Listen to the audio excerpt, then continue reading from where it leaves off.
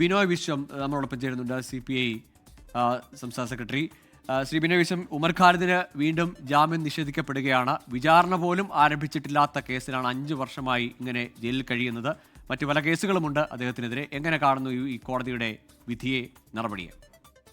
നിയമവാഴ്ചയെ മാനിക്കുന്ന എല്ലാ ആളുകളും ഒരേപോലെ പറയും ഈ തീരുമാനം, ഡൽഹി ഹൈക്കോടതിയുടെ തീരുമാനം തെറ്റാണെന്ന് പറയും.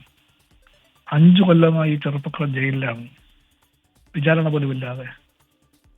റൂൾ ഓഫ് ലോയ്ക്ക് എന്താണ് അർത്ഥം? ജനാധിപത്യത്തിന്റെ മൗലിക പ്രമാണങ്ങൾക്ക് എന്താണ് പ്രാധാന്യം ഇവിടെ? അതിനെല്ലാം ഭരണകൂടം ചവിട്ടിയരക്കാൻ ശ്രമിക്കുമ്പോൾ ആ ഭരണകൂട ധിക്കാരത്തിന്റെ മുമ്പിൽ കോടതി ഇതുപോലെ വിധേയത്വം കാണിക്കാൻ പാടില്ലായിരുന്നു. നാം പലപ്പോഴും കാണുന്നത് ജുഡീഷ്യറിയുടെ ഭാഗത്തു നിന്ന്, പലപ്പോഴും, എല്ലായ്പ്പോഴും ഞാൻ പറയുന്നില്ല, പലപ്പോഴും കാണുന്നത് നിർലജ്ജമായിട്ടുള്ള വിധേയത്വമാണ്. രാജാക്കന്മാരുടെ മുമ്പിൽ, അധികാരത്തിന്റെ മുമ്പിൽ കാണിക്കുന്ന ഈ വിധേയത്വം തീർച്ചയായിട്ടും കോടതിയുടെ, ജുഡീഷ്യറിയുടെ ക്രെഡിബിലിറ്റിയെ ബാധിക്കും, വിശ്വാസ്യതയെ ബാധിക്കും.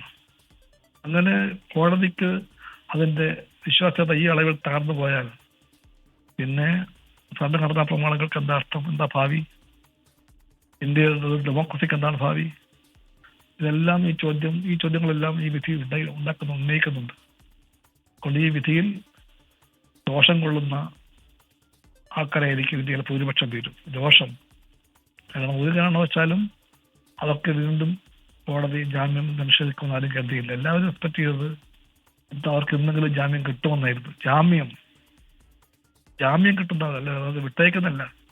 ജാമ്യം പോലും കൊടുക്കാതെ ഇത്രമാത്രം അവരോട് ഭീകരമായ രീതിയിലുള്ള വൈരാഗ്യ ബുദ്ധി കാണിക്കാൻ എന്താണ് കാരണം? കാരണം അവരുടെ രാഷ്ട്രീയ നിലപാടിനെ ഇഷ്ടപ്പെടുന്നില്ല ഭരണകൂടത്തിന് ഇഷ്ടപ്പെടാതിരിക്കാം, പക്ഷെ കോടതി അതിന്റെ മുമ്പിൽ ഇങ്ങനെ വച്ചാനിച്ച് നിൽക്കാൻ പാടില്ലായിരുന്നു. അതാണ് ഇപ്പൊ കണ്ട കാര്യം.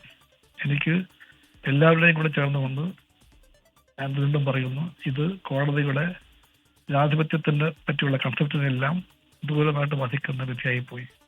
ഈ വിധിയിൽ അമർഷമുള്ള, പ്രതിഷേധമുള്ള എല്ലാ ഇന്ത്യക്കാരുടെയും കൂടെ ഞാൻ എൻ്റെ ശബ്ദം കമ്മ്യൂണിസ്റ്റ് പാർട്ടി